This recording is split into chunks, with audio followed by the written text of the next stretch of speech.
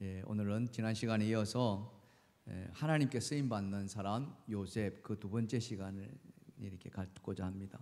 특별히 부제로 시련을 만나다 하는 제목으로 말씀 전가합니다. 하나님에게 쓰임받는 사람들을 이렇게 살펴보면은 그들에게 큰 시련이 있었다 하는 것을 우리는 종종 발견합니다. 국민일보에 보면은 역경의 열매라는 코너가 있습니다. 그게 이제 많은 인사들이 자기의 삶의 스토리를 이렇게 연재 형태로 올려지는데요. 얼마 전에 동국개발의 회장인 강국창 장로의 인생 스토리가 올렸습니다. 강국창 장로. 이분은 전자부품을 국산화시켜 가지고 대기업에 납품하는 그런 기술자였습니다. 원래 일본 출신은 어디냐 하면은 강원도 태백 탄광촌이었습니다. 여러분 60년대 탄광촌 하면은 여러분도 잘 아시겠습니다만 참 굉장히 열악한 삶을 살았던 곳입니다. 그곳에 난 사람들은 대부분 그곳에서 자라서 탄광에 들어가서 일하다가 그렇게 또 생을 마치는 게 대부분이었어요. 근데 이 강국창 장로님은 그런 탄광촌의 삶에서 벗어나고자 학교 다닐 때 정말 열심히 공부했습니다.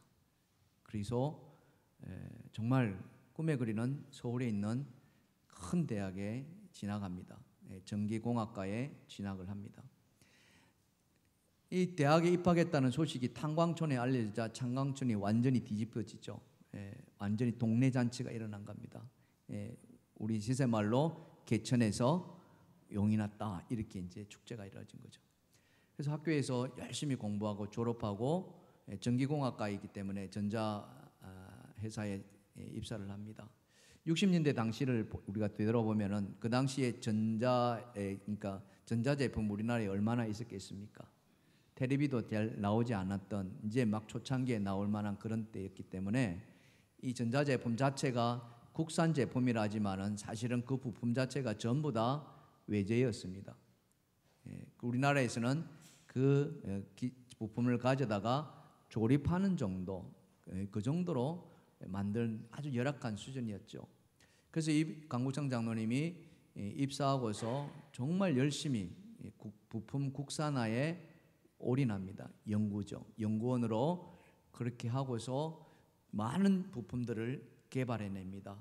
그리고는 개발하고서 자신의 회사를 설립합니다. 동국정자라는 회사를 설립하고서 이렇게 부품을 출시하죠. 때를 맞춰서 어떤 일이 벌어지냐면은 그 당시에 그러니까 국내 산업을 육성한다 이렇게 취지로 정부에서 부품 국산화 법령을 만듭니다. 그동안에 많은 부품들을 외국에서 수입해서 조립을 했는데 이제는 부품을 국산화해야 한다 하는 법령을 제정한 거죠. 그러니까 이 강국창 장로의 회사가 졸지에 부흥하는 거예요. 번창하는 겁니다. 여기저기 대기업에서 부품을 달라고 아우성이지 말 그대로 줄 서서 사갔다는 거예요. 그래서 하루아침에 이 공장이 막 정설되기 시작합니다. 막 1공장, 2공장, 3공장 그래도 그 수요를 감당해 놓지 못할 정도로 어마어마하게 회사가 번창합니다. 그렇게 끝없이 번창할 줄 알았다는 거예요. 그런데 어느 한순간에 회사가 폭삭 주저앉아 버립니다. 정말 한순간에. 왜 그랬느냐? 이분이 사람을 믿고 사람을 의지했는데 자기가 둔 임원, 그것도 재정 담당 임원이 회사 돈을 다 횡령해 버린 거예요. 그러니 그 뒤에 다가오는 어음이나 이런 것들을 하나도 결제하지 못하고 한순간에 이 회사는 문을 닫게 되는, 길거리에 나앉는, 심지어는 빚쟁이가 계속 돈 내놔달라고 찾아오는 바람에 도망할 수밖에 없는 도망자의 신세를 면하지 못합니다. 잘 나가던 전자부품의 사장이 졸지에 알거지가 돼버린 거예요. 죽으려고 얼마나 많은 시도를 했는지 모릅니다. 내가 여기서 살 수 없다. 도저히 못 산다. 그렇지만 놀랍게도 그는 오뚜기 인생이 됩니다. 그것은 다른 것이 아니라 도망자 신세를 하는 동안에 예수를 만났기 때문에 그렇습니다. 할렐루야. 예, 그와 가까이 지냈던 친구, 정말 둘도 없는 단짝 친구가 이 강장로가 그 인생의 밑바닥에서 허덕이는 모습을 보고 그를 교회로 인도한 것입니다. 교회로. 예수를 한번 믿어보자. 어찌 보면 마지막 보루였는지도 모르겠습니다. 그러나 평생 예수를 모르고 자랐던 분이, 살아왔던 분이 교회를 나간들 무슨 소용이 있었겠습니까? 그러나 그에게 하나님은 강권적으로 임하는 놀라운 은총을 베풀어 줬었는데, 그게 뭐냐면은 금식기도에 들어갔다는 거예요. 오살리 금식기도원에 들어가서 금식하면서 하나님께 부르짖었는데 그 부르짐에 하나님께서 응답하신 거예요. 그 응답을 받자 막 콧물 눈물 할 것 없이 쏟아냈다는 거예요. 엉엉 울고 몇 날 며칠을 하나님 앞에 엎드려 회개했다는 거예요. 그 회개는 뭐냐? 지금까지 자기는 자신만을 믿고 살아왔다는 거예요. 그 탄광촌에서 자기 머리 하나 믿고 노력만 하면 다 될 것이다. 그렇게 믿고서 이렇게 인생을 살아왔고, 그래서 대학에 들어갔고, 대학 들어가서 졸업하고서 회사에 들어가서 역시 부품 개발하는데도 마찬가지였습니다. 온통 인간적인 생각으로 가득 차 있었는데 그것이 하나님 앞에 엄청난 죄라는 것을 그는 깨달았던 거예요. 그렇게 깨닫고 나니까 세상이 달라져 보이기 시작하는 거예요. 조금 전까지만 하더라도 이제 언제 죽느냐 그 시기만 가늠하고 있었던 그에게 하나님이 보여주신 그 세상은 새로운 세상이었대요. 그래서 그는 용기를 얻어서 다시 일어서기 시작합니다. 예전에 거래했던 거래처를 찾아갑니다. 그 전까지만 해도 부도를 냈기 때문에 거래처 사람들이 문전박대하리라고 생각해서 찾아가지를 못했는데, 주님을 만나고 주님의 힘으로 찾아가니까 사람들이 생각 않게 따뜻하게 자기 자신을 맞아주더라는 거예요. 그러면서 오히려 다시 일어서라고 격려해주고, 그는 그 힘에 의해서 다시 사업을 일으키고, 그 사업을 일으키니까 철저하게 이제부터는 하나님을 의지하는 사업, 하나님의 방법대로 따라가는 그런 사업을 하게 돼요. 그래서 회사는 날로 번창해 나갔고, 지금 보면은 국내에도 창원에도 있고 인천에도 있고 또 다른 지방에도 있고 해외에도 중국, 베트남, 멕시코, 폴란드 등 많은 지역의 회사 공장을 가지고서 거기서 부품을 조달하고 현지에 납품하는 참 굉장한 하나님의 사람으로 쓰임받고 있고요. 이분이 예수 그리스도를 만나고 나서 이제는 회사 경영하고 나서 모든 회사의 직원들을 하나님 앞으로 인도하는 그 꿈을 가지고 매주일마다 전체 직원들과 함께 예배를 드리고, 그러면서 주의 일을 선하게 펼쳐지고, 그래서 크리스찬 CEO의 그 인물 가운데 소개되기도 하는 그런 분이 바로 이 강국창 회장이었습니다. 그렇습니다. 하나님께서 하나님 나라를 위해서 서시고자 하는 사람은 그 세움 받는 데 있어 가지고 철저하게 훈련과 연단의 시간을 통과하게 했다는 것입니다. 오늘 본문에 나오는 요셉의 인생도 그랬습니다. 그의 앞에는 정말 엄청난 시련이 준비되어 있었습니다. 시련도 그냥 시련이 아니라 생사고비가 갈라지는 그런 엄청난 시련이었습니다. 17 어린 나이, 그 어린 요셉에게 맞는 그 시련, 그것은 도대체 어떤 시련이었을까? 오늘 그것을 여러분과 함께 살펴보려고 합니다. 뿐만 아니라 그 시련을 당하기 전에 요셉의 삶은 또 어땠는가? 이것도 한번 살펴봅니다. 그러면서 이 시련을 어떻게 헤쳐나왔는가? 하나님의 방법을 저와 여러분이 함께 나누고자 합니다. 자, 그렇다면 먼저 시련을 당하기 직전까지 요셉의 삶이 어땠는가, 그것을 잠깐 살펴볼까요? 첫 번째로 다 같이 한번 읽어봅시다. 시작. 요셉은 지극히 순종적이었습니다. 예, 이랬습니다. 요셉은 정말 순종한 사람이었어요. 그러니까 하나님께서 쓰시는 사람의 첫 번째 성품을 꼽으란다면 그것은 바로 순종이었습니다. 사랑하는 성도 여러분, 우리 모두 말씀 앞에 순종하는 저와 여러분 되시기를 주님을 축원합니다. 예. 순종은 말 그대로 말씀 그대로 따르는 거예요. 거기에는 자기의 생각이나 자기의 뜻이 전혀 들어가지 않습니다.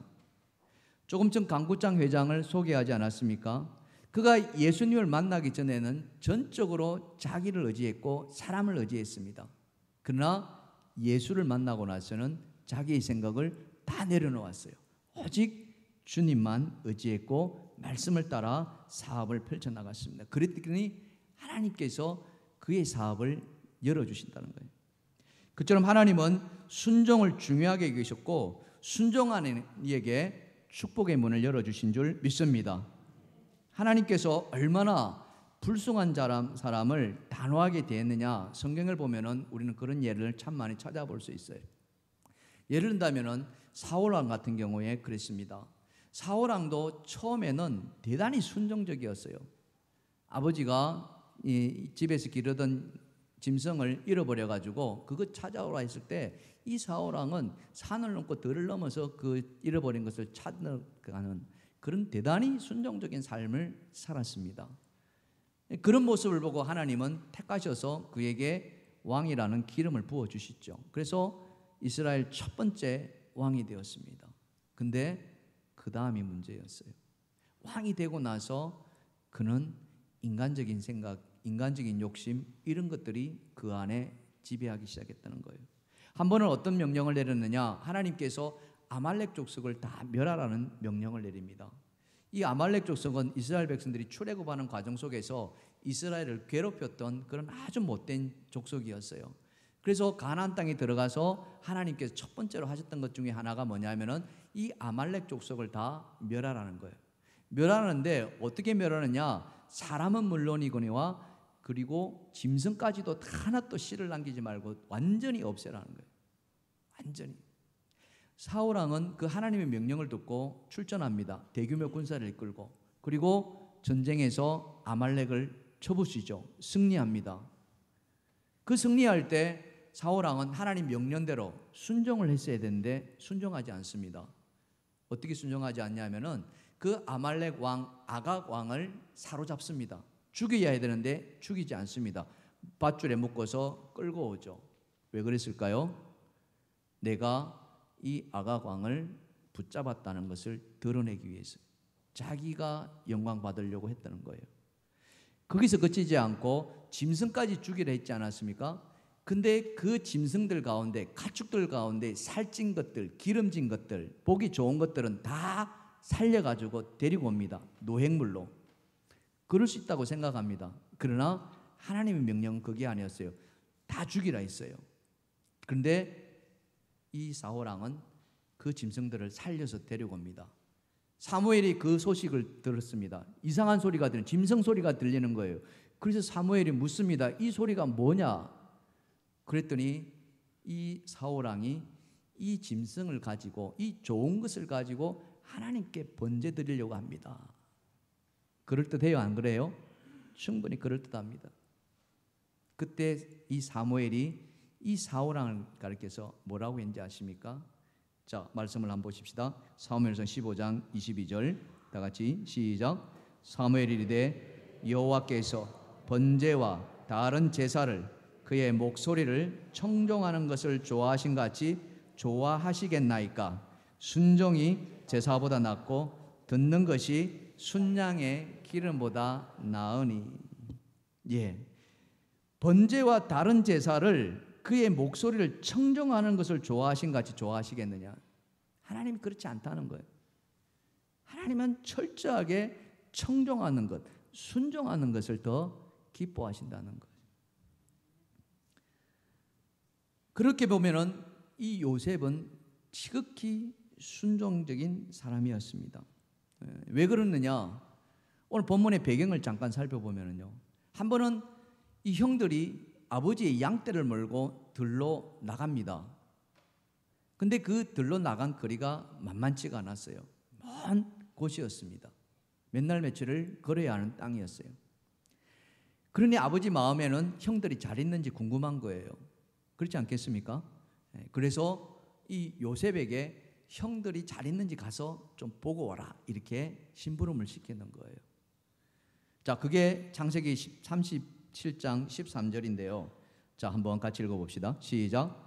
이스라엘이 요셉에게 이르되 내 형들이 세겜에서 양을 치지 아니하느냐? 너를 그들에게 보내리라. 요셉이 아버지에게 대답하되 내가 그리하겠나이다. 예, 아버지가 심부름 보냈으니 뭐 그거 다 가는 것 당연하지 않습니까? 이렇게 생각할 수 있어요. 충분히 그럴 수 있습니다. 그러나 우리가 이 세겜이 어디쯤 있는지를 안다면 또 생각이 달라져요. 굉장히 먼 거리였습니다. 그래서 그곳에 찾아가더라도 또 양치는 사람이 어떻습니까? 한 곳에 딱 텐트 치고 양치는 거 아니잖아요. 풀을 찾아서 계속 옮기는 거예요. 그래서 이 요셉이 세겜에 가보았지만 찾지 못하고 방황하는 이야기가 있습니다. 자, 그게 창세기 37장 15절과 16절인데요. 한번 읽어봅시다. 시작. 어떤 사람이 그를 만난즉 그가 들에서 방황하는지라.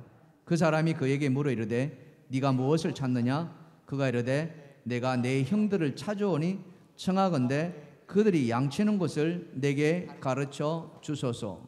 자, 여기 보면은 이 요셉이 형들을 찾았어요? 못 찾았어요? 못 찾았다는 거예요. 못 찾았어요. 세겜까지 갔는데 못 찾았다는 거죠. 자, 세겜이 어디쯤이냐 한번 볼까요? 자, 저 지도를 보시면은 저 중간 정도가 세겜이라고 표시되어 있습니다. 보이십니까? 어디 출발했느냐? 저 밑에 헤브론에서 출발한 거예요. 저 거리가 만만치 않거든요. 17살짜리 소년이 걸어갔다면 한 2, 3일 정도는 걸어가야 될 그런 먼 거리. 그곳에 가서 찾았는데 찾았어요? 못 찾았어요? 못 찾았어요. 어디로 갔다 그럽니까? 그 위에 있는 도단으로 갔다라고는 이야기를 듣. 여러분에게 한번 여쭤보겠습니다. 여러분이 만약 요셉이라면은 저 세겜에서 도단까지 찾아가시겠습니까? 아니면 집으로 돌아오시겠습니까? 그거예요. 자, 이렇게 한번 또 말씀드려 볼까요? 자, 요셉의 형들이 요셉을 좋아합니까? 싫어합니까? 싫어하죠. 어느 정도 싫어합니까? 죽일 만큼 싫어해요. 요셉이 그걸 알아요? 몰라요? 압니다. 그럼 형들 찾아가야 돼요? 말아야 돼요? 여러분이라면 찾아가시겠습니까? 이거예요. 세겜까지 가는 거는 좋았다 이거죠. 그러나 세겜에서 못 찾았는데 또 도단까지 가야 되느냐 고민이 되지 않을 수가 없었어요. 우리가 성경을 이렇게 읽어보면은 또 맛깔나죠. 내가 요셉이었다면은 나라면은 과연 어떻게 했을까? 자, 그런데 요셉은 어떻게 했을까요? 찾아간다는 거예요. 바로 그거예요. 이게 바로 요셉의 성품입니다. 하나님이 쓰시는 사람은 바로 이런 사람을 쓰신다는 거죠. 자신에게 유리하면은 가고 불리하면은 되돌리는 그런 계산적인 사람 하나님이 쓰지 않으십니다. 그냥 순종적인 사람, 유불리를 떠나서 하나님 말씀이시기에, 아버지의 말씀이시기에 그냥 순종하는 사람, 그 사람을 하나님은 귀하게 여기시고 쓰시는 줄 믿습니다. 요셉이 바로 그런 사람이라는 거예요. 하나님 앞에서 하나님의 일을 놓고 이것을 사람의 생각으로, 사람의 계산 방법으로 유불리를 따지는 그런 사람 하나님이 기뻐하지 않으신다는 것이죠. 오늘 요셉과 같이 정말 말씀에 순종하는 그런 우리 모두가 되기를 주님의 이름으로 축원합니다. 축원합니다. 자, 그럼 두 번째, 도단까지 요셉이 찾아갑니다. 근데 그 요셉을 기다리고 있었던 게 뭔지 아십니까? 자, 다 같이 시작. 죽음에 이르는 시련이 기다리고 있었다. 요셉이 이걸 알았을까요? 몰랐습니다. 몰랐기 때문에 또 찾아갔는지도 모릅니다. 그러나 어쨌든 요셉은 오직 하나 아버지 말씀 앞에 순종해서 형들을 찾아간다는 그 생각만 가지고 갔어요. 그런데 이 형들은 요셉과 생각 완전히 달랐다는 거예요. 이 요셉을 보고 어떤 생각을 했느냐? 자, 본문 18절과 19절입니다. 다 같이 읽어봅시다. 시작.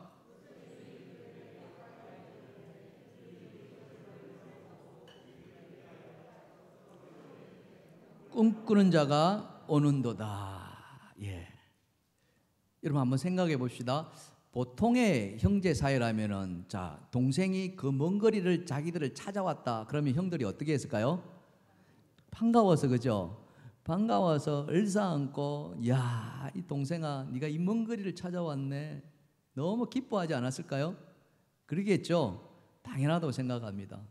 그런데 지금 어때요? 형들은 이 동생을 어떻게 하려고 합니까? 죽이려고 하는 거예요. 야,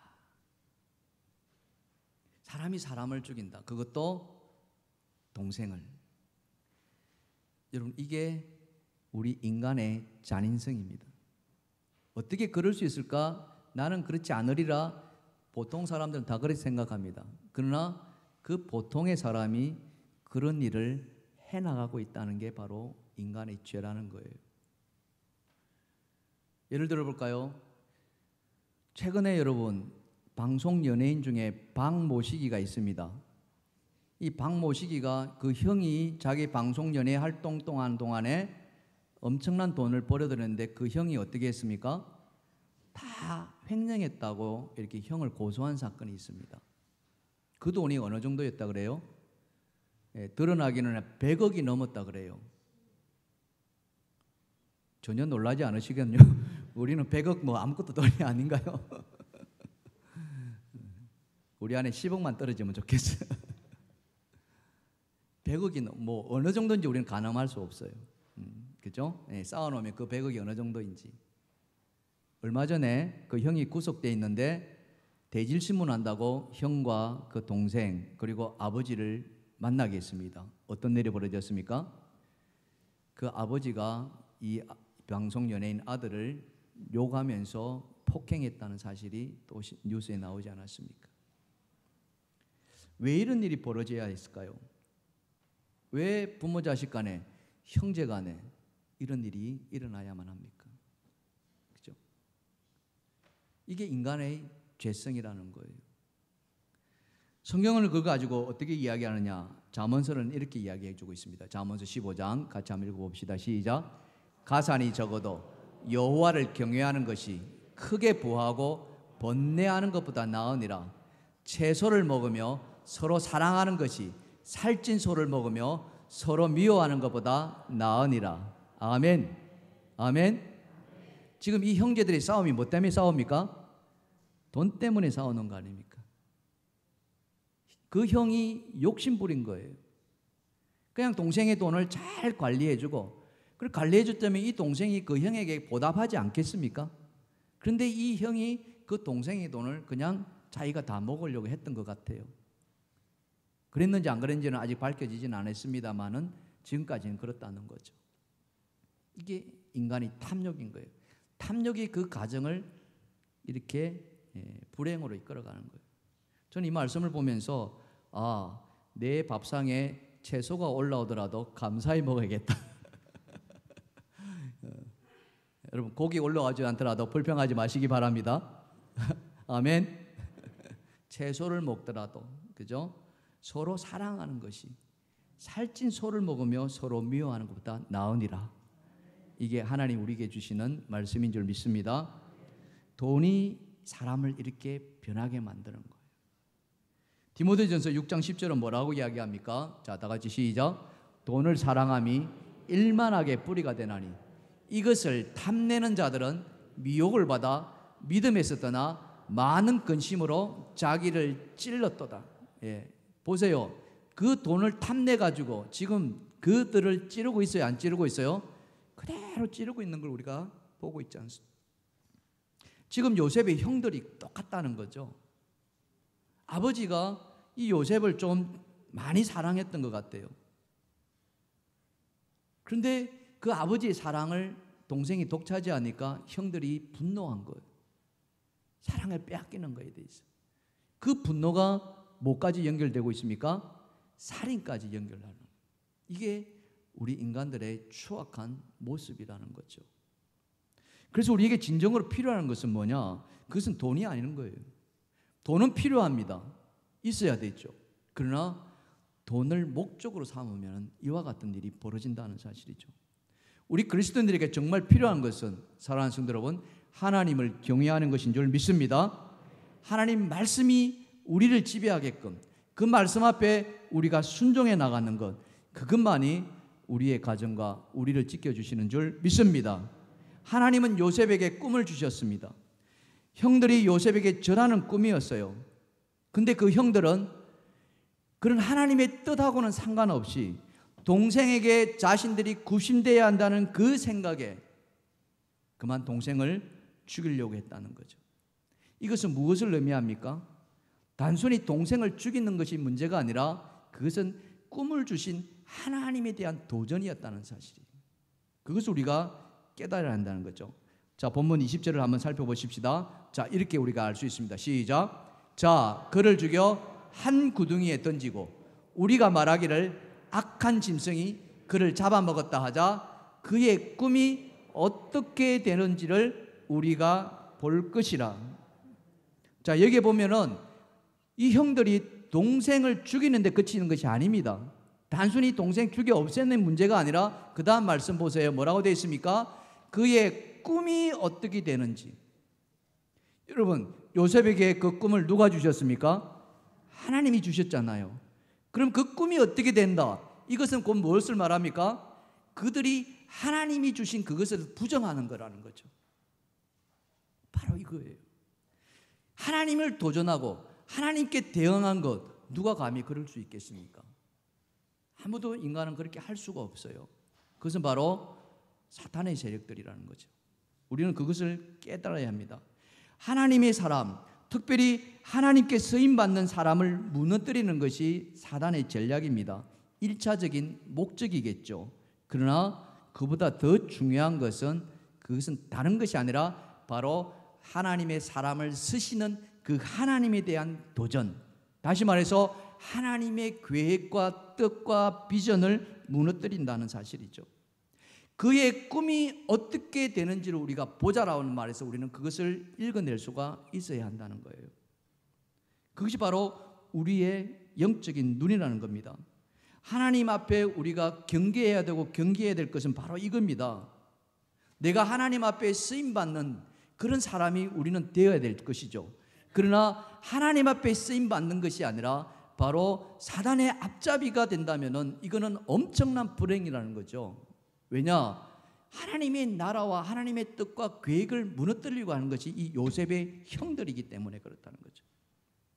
사랑하는 성도 여러분, 우리는 예수 그리스도를 하나님의 아들이시요 우리의 구세주임을 믿습니다. 그래서 우리는 하나님의 자녀인 줄 믿습니다. 자, 요한복음 1장 12절은 이렇게 말씀합니다. 다 같이 시작. 영접하는 자, 곧 그 이름을 믿는 자들에게는 하나님의 자녀가 되는 권세를 주셨습니다. 그 하나님의 자녀가 무엇입니까? 베드로전서 2장 9절에는 이렇게 말씀합니다. 다 같이 시작. 너희는 택하신 족속이요 왕같은 제사장들이요 거룩한 나라요 그의 소유가 된 백성이라고 말씀합니다. 우리로 하여금 하나님의 택하신 족속이요 왕같은 제사장으로 하나님 우리를 삼아주셨고 우리를 높여주셨어요. 믿으십니까? 여러분 그렇게 되신 줄 믿으시기 바랍니다. 우리가 예수 그리스도를 통하여서 우리의 죄악이 다 씻어받았을 뿐만 아니라 하나님께서 우리를 하나님의 자녀로 삼아주시고 자마를 삼아주실 뿐만 아니라 왕같은 제사장으로 삼아주셨다는 거예요. 그래서 우리는 하나님께서 쓰임받는 사람으로 부르심을 받은 거예요. 여기 계신 우리 모두에게는 하나님께서 쓰시고자 하는 뜻과 계획이 있을 거예요. 단지 우리가 그것을 잘 알지 못하는 뿐이에요. 깨닫지 못하는 거예요. 그래서 제가 여러분에게 누누이 말씀드리지만은 하나님이 나를 사랑하신다는 것을 믿으시기 바랍니다. 나를 사랑하실 뿐만 아니라 나를 통하여서 우리의 집안에서, 내가 있는 직장에서, 내가 있는 사업체에서, 나아가서 우리 교회 안에서 하나님 우리를 쓰시기를 원하신다는 것이죠. 아멘. 그 사명이 우리 안에 있다는 거예요. 그런데 사단은 그 하나님의 뜻과 계획을 무너뜨리려고 한다는 거예요. 마치 지금 요셉을 제거하는 것으로 말미암아서 바로 이거예요. 그들의 궁극적인 목적은 단순히 요셉을 제거한 데 있지 않았습니다. 그들의 목적은 바로 하나님의 꿈이 무너지는 데 있었다는 사실이죠. 그래서 하나님은 우리에게 이와 같은 일이 우리에게 무시로 수시로 다가오니까 이렇게 우리를 경계하고 있습니다. 자, 베드로전서 5장 8절과 9절입니다. 다 같이 시작. 근신하라, 깨어라. 너희 대적마귀가 우는 사자와 같이 두루 다니며 삼킬 자를 찾나니 너희는 믿음을 굳건하게 하여 그를 대적하라. 이는 세상에 있는 너희 형제들도 동일한 고난을 당하는 줄을 알미라. 아멘. 지금 우리에게 필요한 것이 무엇입니까? 우리가 하나님 앞에 쓰임받기 위해서 해야 할 것이 무엇입니까? 오늘 이 말씀이어야 한다면 근신하고 깨어서 기도해야 될 줄 믿습니다. 그것만이 우리는 이 악한 것들의 그 침노에서 우리와 우리 교회와 우리 가정을 지켜낼 수가 있는 거예요. 그래서 우리는 기도하는 자리에 모여야 합니다. 사랑하는 성도 여러분, 제발 기도하는 자리에 모여주시기 바랍니다. 수요 예배에 모이시고요, 목요 기도회에 모이시고 금요 기도회에 모이십시오. 특별히 중직자라면 더더욱 사명감을 가지고 주님 이름으로 모이시기 바랍니다. 그리고 하나님 앞에 기도하십시오. 이 교회를 지켜달라고, 우리의 가정을 지켜달라고, 우리의 사업체와 우리의 직장을 지켜달라고, 우리의 자녀와 우리의 부모를 지켜달라고. 그렇지 않고 기도하지 않는데 어떻게 이것을 해나갈 수가 있겠냐. 우는 사자와 같이 달려드는데 그들은 굉장히 합리적으로 달려옵니다. 분명한 이유를 가지고 덤벼듭니다. 우리는 그 이유 앞에 사로잡히면은요, 그냥 우리를 송두리째 그들한테 내어줄 수밖에 없어요. 형들이 그랬단 말이죠. 요셉의 형들이. 충분히 동생을 죽일 만한 이유가 그들에게는 있었습니다. 그러나 동생을 죽이는데 그치지 않고 사단은 하나님의 꿈이 무너지는 것을 보려고 했다는 것을 우리는 기억해야 됩니다. 사랑하는 성도 여러분, 하나님의 자녀가 쓰임받는 것은 반드시 하나님의 큰 축복인 줄 믿습니다.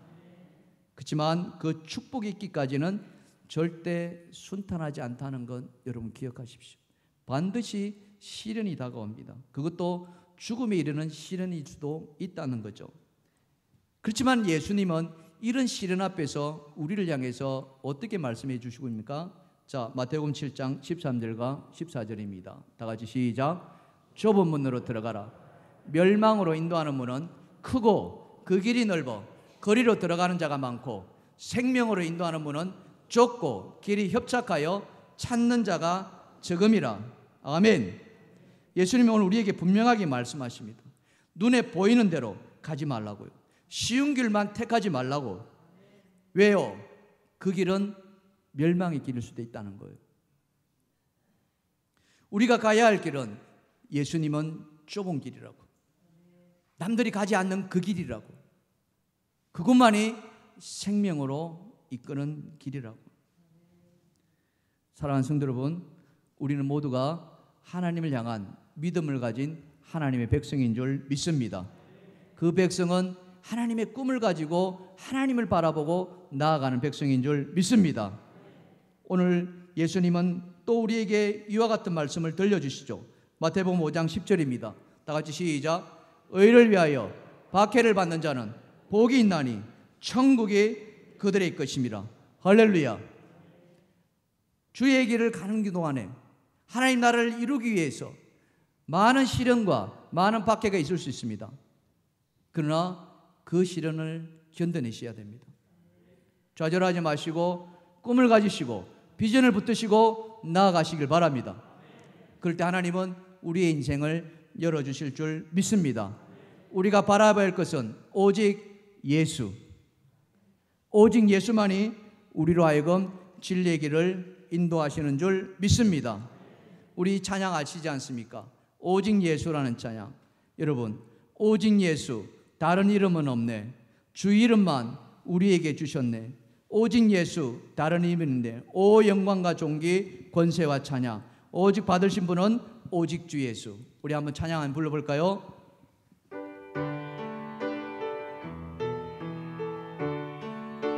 오직 예수.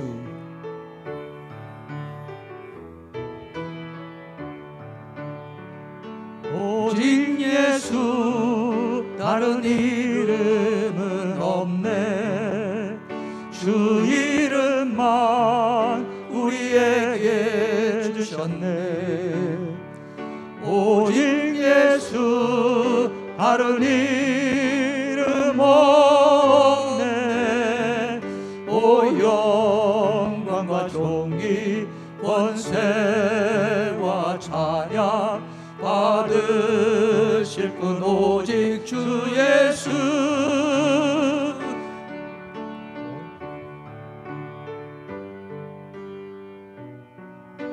여러분, 우리가 주목해야 될 것은요, 다른 어떤 것이 아닙니다.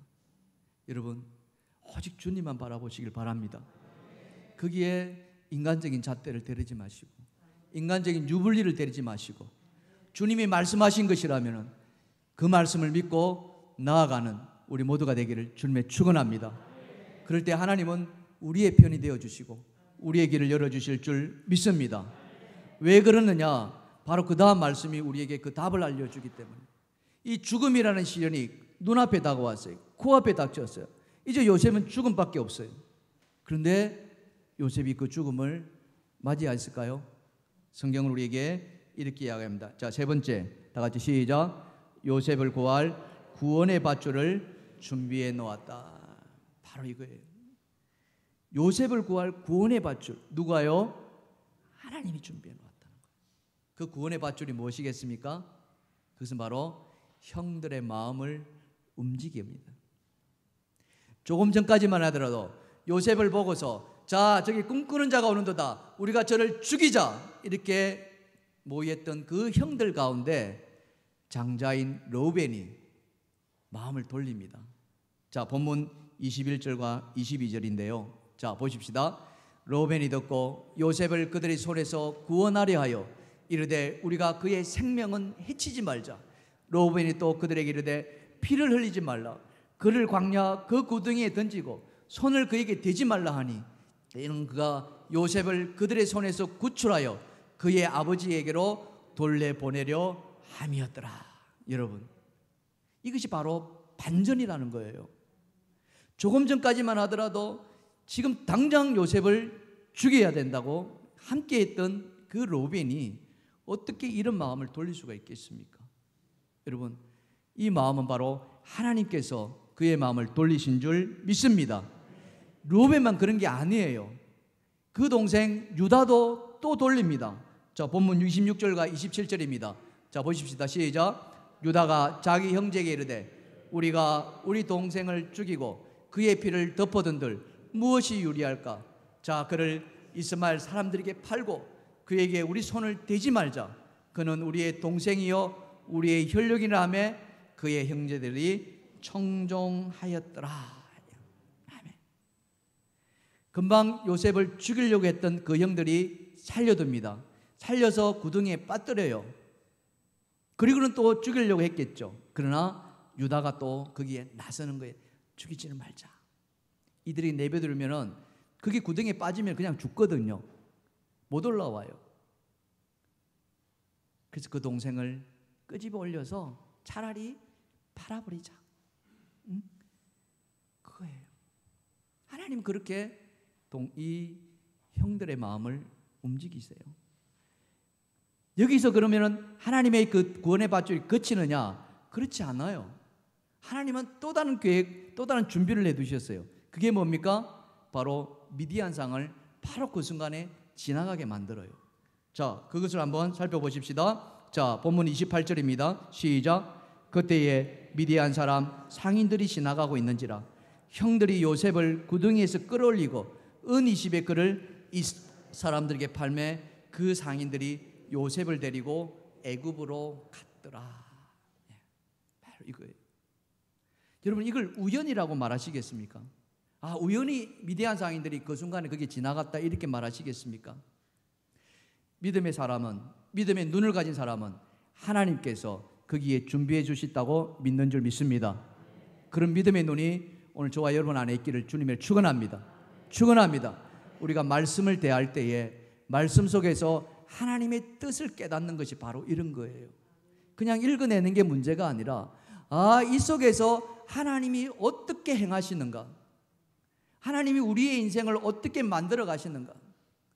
우리가 문제 앞에 봉착해 있으면, 그 문제만 바라보고 있으면 우리는 죽을 것 같습니다. 오늘 이 자리에 계신 여러분 가운데 가정의 문제나 또는 직장의 문제나 사업의 문제, 이런 걸로 얼마나 힘들어 하시는 분들이 계시는지도 모르겠습니다. 그 문제만 바라보면 도저히 헤어날 구멍이 없다고 자포할 수 있는 그런 상황인지도 모릅니다. 그러나 여러분, 분명한 것은 여러분이 하나님 앞에 쓰임받는 사람이라면, 그런 확신이 있는 자라면 오늘 요셉을 구해 주셨던 것처럼 하나님은 여러분의 인생을 구해 주시리라 믿습니다. 그걸 믿으시길 바랍니다. 믿는 자에게 하나님 길을 열어주신 줄 믿습니다. 바로 그거예요.